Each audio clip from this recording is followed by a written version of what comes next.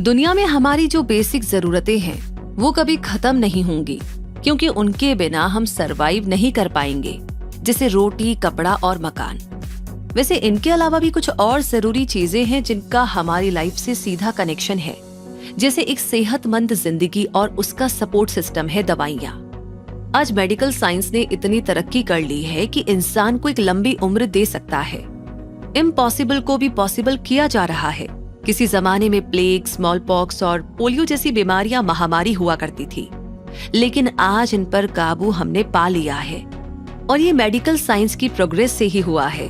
Pharmaceutical companies दिन रात नई नई दवाइयों की खोज और डेवलपमेंट में लगी रहती है ताकि लोगों की जान बचाई जा सके। जब तक इंसानी जिंदगी मौजूद है तब तक दवाइयों की जरूरत हमें पड़ती रहेगी। इसलिए ये एक ऐसा फील्ड है जिसमें बहुत सारी बिजनेस अपॉर्चुनिटीज हैं। तो आज क्विक सपोर्ट आपको पूरी केस स्टडी के साथ बताएगा कि इंडिया में आप अपनी खुद की फार्मास्यूटिकल कंपनी को कैसे शुरू कर सकते हैं। तो आइए उसके लिए जानते हैं सबसे पहले कि कितनी बड़ी है इंडियन फार्मास्यूटिकल इंडस्ट्री। अगर सिर्फ इंडिया की डोमेस्टिक मार्केट की हम बात करें तो Indian pharmaceutical industry 1.4 lakh crore यानी $20 बिलियन की है। इसकी ग्रोथ रेट इतनी जबरदस्त है कि ये एक्सपेक्ट किया जा रहा है कि साल 2025 तक इंडियन फार्मास्यूटिकल सेक्टर $100 बिलियन तक और मेडिकल डिवाइस मार्केट $25 बिलियन तक पहुंच जाएगा।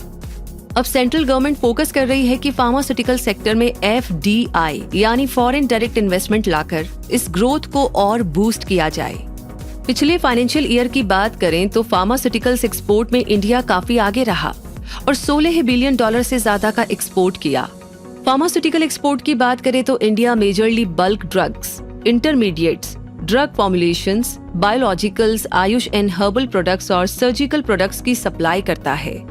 ऐसे में अगर आप इस बिजनेस में उतरते हैं तो ये आपके लिए एक प्रॉफिटेबल बिजनेस बन सकता है। वैसे इसी के साथ अगला सवाल ये आता है कि क्या कोई भी खोल सकता है अपनी फार्मास्यूटिकल कंपनी? तो इसका जवाब ये है कि अगर गवर्नमेंट की दी गई गाइडलाइन को फॉलो किया जाए और जरूरी डॉक्यूमेंटेशन हासिल कर लिए जाए तो फार्मास्यूटिकल कंपनी कोई भी खोल सकता है। बेसिकली एक फार्मा कंपनी 3 तरह की चीजों पर काम करती है: ड्रग मैन्युफैक्चरिंग, ड्रग मार्केटिंग और biotechnology, research and development. Pharmaceutical company खोलने के लिए जरूरी टेक्निकल चीजों पर आए उससे पहले कुछ बेसिक चीजें समझनी जरूरी है। सबसे पहला है मार्केट रिसर्च। एक अच्छा स्विमर वही होता है जो पानी में उतरने से पहले उसकी गहराई का पता लगा लेता है। बिजनेस के साथ भी कुछ ऐसा ही है और ये फार्मास्यूटिकल बिजनेस पर भी लागू होता है। फार्मास्यूटिकल इंडस्ट्री में उतरने से पहले करंट मार्केट सिनेरियो को समझना जरूरी है। मार्केट की रिक्वायरमेंट क्या है, कौन आपके कॉम्पिटिटर्स है और मार्केट को आप क्या देंगे, जो चीज अभी तक एग्जिस्ट नहीं करती है। इन सब पे आपका होमवर्क जितना अच्छा होगा उतना ही बिजनेस को फायदा होगा। इंडस्ट्री सेटअप लगाने से लेकर के लोकेशन चूज करने तक हर सेटअप इम्पोर्टेंट होता है। अब अगला पॉइंट आता है बिजनेस प्लान, और चैंपियन बनने के लिए आपके पास गेम प्लान होना जरूरी है। गेम प्लान से मतलब है सॉलिड बिजनेस प्लान। आपकी कंपनी का प्रोफाइल क्या होगा, वो किन चीजों में डील करेगी, मैन्युफैक्चरिंग यूनिट होगी या मार्केटिंग यूनिट, आप दूसरों से क्या अलग करेंगे, आपकी कंपनी का लॉन्ग टर्म गोल क्या होगा, कंपनी का मिशन और विजन, इन सारी चीजों का एक ब्लूप्रिंट या ड्राफ्टेड डॉक्यूमेंट आपके बिजनेस को स्मूथ वे में चलाने में आपकी हेल्प करेंगे। अगला पॉइंट आता है टाइप्स ऑफ फार्मा कंपनी। जैसे फार्मास्यूटिकल कंपनीज 2 तरह की होती है। पहली जो दवाइयां बनाती है यानी उनका प्रोडक्शन और मैन्युफैक्चरिंग करती है, जैसे ल्यूपिन फार्मा, इंटास और ग्लेनमार्क। दूसरी है मार्केटिंग कंपनी जो किसी के बनाए प्रोडक्ट को मार्केट तक पहुंचाती है और उनकी ब्रांडिंग और मार्केटिंग करती है, जैसे सिप्ला और मैनकाइंड। बड़े बड़े हॉस्पिटल्स या डॉक्टर्स के क्लिनिक पर आपने मेडिकल रिप्रेजेंटेटिव को अक्सर देखा होगा। वही लोग फार्मास्यूटिकल मार्केटिंग का काम करते हैं। तो इतना सब कुछ जान लेने के बाद अगला पॉइंट है जो बहुत जरूरी है, और वो है लाइसेंस। एक फार्मा कंपनी चलाने के लिए जो जरूरी लाइसेंस और रजिस्ट्रेशन करवाने पड़ते हैं उनमें मोस्ट इम्पोर्टेंट है wholesale drug licence, goods and service tax यानी GST रजिस्ट्रेशन, कंपनी या फर्म रजिस्ट्रेशन, ट्रेडमार्क रजिस्ट्रेशन और FSSAI रजिस्ट्रेशन। इंडिया में ड्रग लाइसेंस लेने के लिए अलग अलग इंडियन स्टेट्स में अलग अलग नियम है। सबसे आसान तरीका है कि आप अपने एरिया या डिस्ट्रिक्ट के ड्रग इंस्पेक्टर से मिले, जो आपको इसके बारे में पूरी डिटेल्स बताएगा कि कैसे लाइसेंस बनवाया जाता है और क्या डॉक्यूमेंट्स आपको चाहिए होते हैं। अगर आप इतना भी लोड नहीं लेना चाहते हैं तो आप किसी फार्मासिस्ट को हायर कर सकते हैं जो आपके बिहाफ पर ये सारा काम कर दे। वैसे आपकी जानकारी के लिए बता दूं कि अगर आपके पास बी फार्मा या एम फार्मा की डिग्री है और अगर किसी फार्मास्यूटिकल कंपनी में काम करने का एक्सपीरियंस भी है तो आप इस काम को बहुत आसानी से कर पाएंगे, क्योंकि किसी भी कंपनी में अगर आप काम करते हैं तो आपको कंपनी के बारे में सारी नॉलेज रहेगी कि रॉ मटेरियल्स कहाँ से आते हैं, प्रोडक्शन कैसे होता है, दवाइयों की मार्केटिंग कैसे होती है, प्रॉफिट मार्जिन कितना है और मार्केट की डिमांड कितनी है। वैसे एक फार्मास्यूटिकल कंपनी रजिस्टर करवाने के लिए manufacturing licence, laboratory licence, wholesale drug licence और जीएसटी रजिस्ट्रेशन की जरूरत पड़ती है। तो लाइसेंस के बारे में जान लेने के बाद अब अगला पॉइंट आता है कंपनी का रजिस्ट्रेशन। किसी भी कंपनी को शुरू करने के लिए सेंट्रल गवर्नमेंट के अंदर आपको कंपनी रजिस्ट्रेशन करवानी पड़ती है, जिसे कंपनी एक्ट के अंदर करवाना पड़ता है।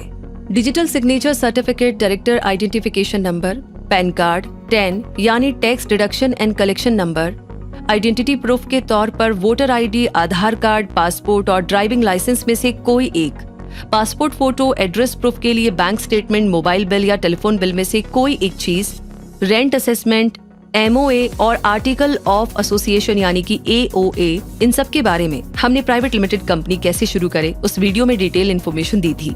अब अगला पॉइंट आता है ट्रेडमार्क रजिस्ट्रेशन। अपनी कंपनी को एक ब्रांड के तौर पर एस्टेब्लिश करने के लिए ट्रेडमार्क लाइसेंस लेना पड़ता है।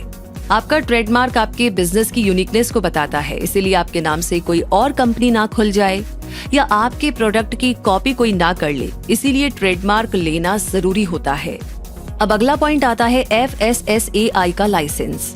अगर आप अपनी कंपनी में food and dietary supplements products भी बनाना चाहते हैं तो आपको food safety and standards authority of India से भी एक लाइसेंस लेना होगा। फूड सेफ्टी का लाइसेंस पाने के लिए आपको कंप्लीट और सिग्नेचर किया हुआ form B, list of directors, photo ID और address proof, list of food category, responsible person का अथॉरिटी लेटर, कंपनी कहां पर बन रही है उसकी सेल डीड या rent agreement, partnership deed, MOA और एओए की जरूरत पड़ेगी। इसके बाद अगला पॉइंट आता है इन्वेस्टमेंट। एक फार्मास्यूटिकल कंपनी खोलने के लिए अच्छी खासी रकम खर्च करनी पड़ती है जो लाखों और करोड़ों तक जा सकती है। वैसे 3 तरह के इन्वेस्टमेंट की जरूरत पड़ती है। पहला है फिक्स्ड कैपिटल इन्वेस्टमेंट। ये आपकी वन टाइम इन्वेस्टमेंट होगी जिसे आप जमीन, बिल्डिंग, ऑफिस, गाड़ियां, मशीन और इक्विपमेंट पर खर्च करेंगे। फिक्स्ड कैपिटल वाली इन्वेस्टमेंट मार्केटिंग कंपनी और मैन्युफैक्चरिंग कंपनी के लिए अलग अलग हो सकती है। दूसरा है कैपिटल इन्वेस्टमेंट। इसके अंदर रेंट और बिल्स, स्टाफ और salary, daily expenses, loan instalments, promotional और मार्केटिंग के खर्चे आएंगे। तीसरा है इन्वेंटरी इन्वेस्टमेंट। इसके अंदर आपका वो खर्चा आएगा जिसमें आप चीजों को स्टॉक करके रखेंगे। ये रॉ मटेरियल्स और आपका प्रोडक्शन आउटपुट भी हो सकता है।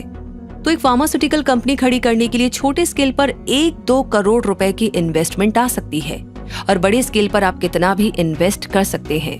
हो सकता है कि आपको किसी बिजनेस पार्टनर की भी जरूरत पड़ जाए। इन सारी चीजों की प्रैक्टिकल नॉलेज आपको किसी कंपनी में काम करके ही पता चलेगी। इसलिए अगर आप इस फील्ड में वर्किंग प्रोफेशनल है तो आपको कंपनी शुरू करने में आसानी होगी। वैसे बैंक लोन की जहाँ तक बात है तो बिल्कुल आजकल लगभग हर तरह के लीगल बिजनेस के लिए लोन मिलता है। ये लोन गवर्नमेंट और प्राइवेट दोनों तरह के बैंक्स ऑफर करते हैं। आप किसी भी बैंक में जाकर लोन का पता कर सकते हैं। वैसे अगर आप गूगल पे ICICI bank of pharmaceutical company search करेंगे तो इनका डेडिकेटेड वेब पेज खुल जाएगा जहाँ पर आपको सारी डिटेल्स मिल जाएगी। फार्मास्यूटिकल कंपनी खोलने के लिए सेंट्रल गवर्नमेंट का डिपार्टमेंट ऑफ फार्मास्यूटिकल सब्सिडी भी देता है। आप pharmaceuticalsgovernment.in/schemes पर जाकर के इसकी सारी डिटेल्स को चेक कर सकते हैं।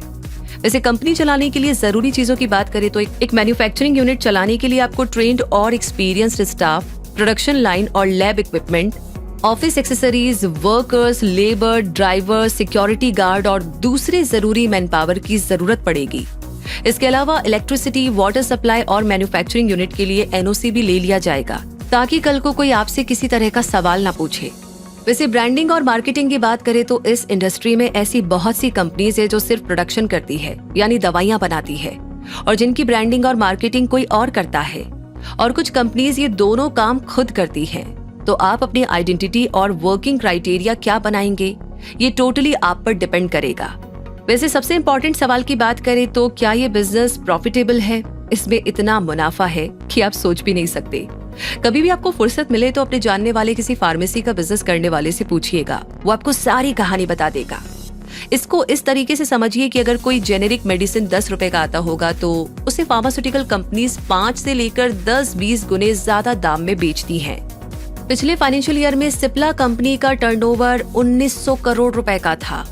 और इसी के साथ करियर की बात करें फार्मास्यूटिकल इंडस्ट्री में, तो हर ग्रोइंग इंडस्ट्री की तरह इसमें भी करियर के ढेर सारे ऑप्शंस मौजूद हैं, जैसे medical scientist, pharmacist, quality assurance manager, clinical researcher, regulatory affairs officer, supply chain and logistics planner, sales representative, medical representatives और भी मैन पावर की जरूरत पड़ती है। इसके अलावा भी ऑफिस सेटअप चलाने के लिए अलग से प्रोफेशनल्स और स्किल्ड लोगों को हायर किया जाता है। तो मुद्दा मामला ये है कि जब तक इंसान जिंदा है, समझिए उसे पूरी जिंदगी में कभी न कभी दवाइयों की जरूरत तो पड़ेगी ही। इसलिए फार्मास्यूटिकल इंडस्ट्री एक एवरग्रीन बिजनेस है, यानी कि सदाबहार बिजनेस है, जिसमें सही प्लानिंग के साथ अगर उतरा जाए तो आपको अमीर बनने से कोई नहीं रोक पाएगा। तो उम्मीद करते हैं कि क्विक सपोर्ट का ये फुल केस स्टडी वाला वीडियो आपको अच्छा लगा होगा। ये जानकारी कैसी लगी कमेंट बॉक्स में लिख करके जरूर शेयर कीजिएगा। साथ ही साथ कोई और टॉपिक है तो आप उसके बारे में अगर जानना चाहते हैं तो हमें वो भी आप बता दीजिए। और जितने भी आज नए लोग हमसे जुड़े हैं, हमारी फैमिली का हिस्सा बने हैं, क्विक सपोर्ट चैनल को सब्सक्राइब करके बेल आइकन को प्रेस कर दीजिए, ताकि ऐसी इनोवेटिव क्रिएटिव जानकारियां जिसमें आपका ढेर सारा फायदा है, उन्हें आप कभी भी मिस ना करें। रूबी आपसे मिलेगी बहुत जल्दी ही, तब तक के लिए धन्यवाद।